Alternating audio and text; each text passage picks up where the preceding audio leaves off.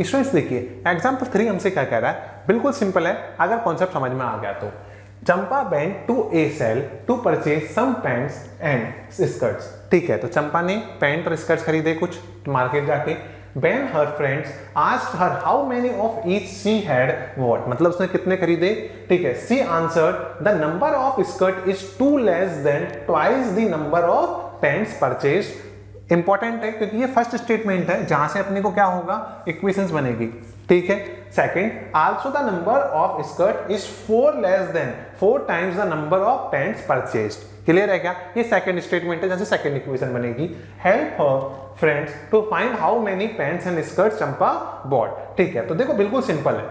करना क्या है, पहले वाले स्टेटमेंट में क्या कह रहा है, इसके लिए आपको एक काम करना, आप सबसे अच्छा है लेट पहले ये देखना कि नंबर ऑफ पैंट्स जो है उसको हमने मान लिया x।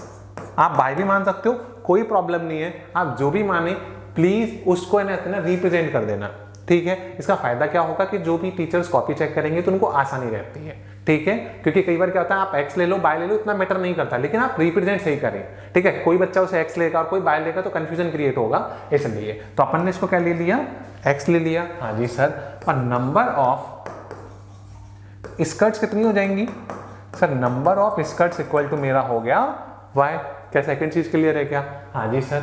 अब क्या कह रहा है क्वेश्चन की फर्स्ट इक्वेशन कि मेरी जो नंबर ऑफ स्कर्ट्स है, किसने कहा, चंपा ने कहा, skirts is two less than twice the number of pants purchased. तो नंबर ऑफ पैंट्स मैंने x परचेज किए, इसका ट्वाइस मतलब 2x।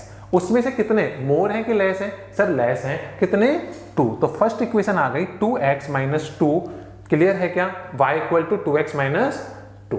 और सेकंड इक्वेशन क्या कह रहा है कि जो नंबर ऑफ स्कर्ट इज मतलब y इक्वल टू, ये अपनी फर्स्ट इक्वेशन हो गई। हाँ जी सर, तो y इक्वल टू मेरे क्या हो गया सर, ये हो गया 4x। क्यों? क्योंकि क्या कह रहा है 4 लेस देन 4 टाइम्स, तो 4x माइनस 4, ये मेरी इक्वेशन 2 हो गई। क्या यहाँ तक क्लियर है क्या? हाँ जी सर। फिर भी कोई डाउट हो तो कमेंट करके पूछ लेना। अब एक चीज देखो, ध्यान से देखना कि सर यहां पर 2x माइनस 2 है। हाँ जी क्लियर है, तो यहां से आप पहले के लिए टेबल बनाओ, फर्स्ट वाली इक्वेशन के लिए टेबल क्या आएगा, यहां x यहां y। क्लियर है, x इक्वल टू 0 रखा मैंने। हाँ जी सर, तो 2 इंटू 0 सर 0, y की वैल्यू सर माइनस 2, काम हो गया। सर x की वैल्यू बन रखी 2 इंटू 1 2 में से 2 गया तो सर 0, 3 वैल्यू निकालेंगे अपन। क्लियर है क्या? x की वैल्यू क्या रखी, 2 रखी, 2 2 जा 4 में से 2 गए तो सर बिल्कुल सिंपल है, 4 2 2 जा 2, और नीचे की साइड में क्या आ गया 2, काम हो गया। हाँ जी सर। अब देखो, अब अपन निकालेंगे सेकंड के लिए। सेकंड के लिए टेबल बनेगी तो हम क्या करेंगे, ध्यान से देखना।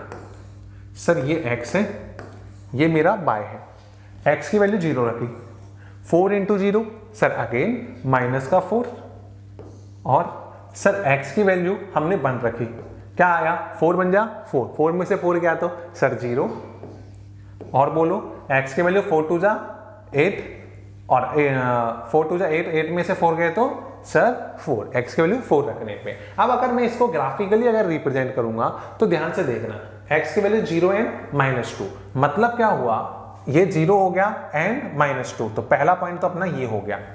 क्लियर? हाँ जी sir. Second point 1 0, sir x की वैल्यू 1 और y की वैल्यू 0, तो ये तो इसको रिप्रेजेंट करेगी। हाँ जी सर। अनदर क्या है सर 2 2, तो x की वैल्यू 2 और y की वैल्यू 2। इसमें चलते कैसे आपको बताऊं, चलो बता देता हूं कि अपना ये जो ओरिजिन होता है ये क्या होता है 0 0 होता है। यहां से पहले आप x एक्सिस पे चला करो, तो देखो हम सबसे पहले x एक्सिस पे कितने चले 2 चले, फिर उसके बाद में y पे चला करो। अब x की वैल्यू प्लस भी हो सकती है माइनस भी हो सकती है, तो आप पहले हॉरिजेंटल चला करो, फिर आप जिस पॉइंट पे हॉरिजेंटल वैल्यू आ जाए उसके बाद में फिर वर्टिकल वैल्यू निकाला करो। क्लियर है क्या? हाँ जी सर। तो ये आ गया 2 2। इसको चाहें तो आप इक्वेशन को इस टाइप से, एक स्ट्रेट लाइन, यहां मेरी थोड़ी लाइन तिरछी हो गई है, ठीक है, तो आप चाहें तो इसको स्ट्रेट लाइन बना के इसको रिप्रेजेंट कर लेना। ठीक है, पहली लाइन आ गई। ये कौन सी इक्वेशन की लाइन है सर, ये y equal to 2x minus 2 की लाइन है, काम हो गया। Yes sir. सेकंड इक्वेशन क्या है, y equal to 4x minus 4, तो अब यहाँ पर देखो 0, -4, सर 0 तो ये रहा, -4 ये रहा, तो इसका मतलब अपना रिप्रेजेंटेशन पॉइंट ये आ गया। सर दूसरा है 1, 0, सर 1, 0 ये वाला हो गया अगेन मेरा कॉमन पॉइंट।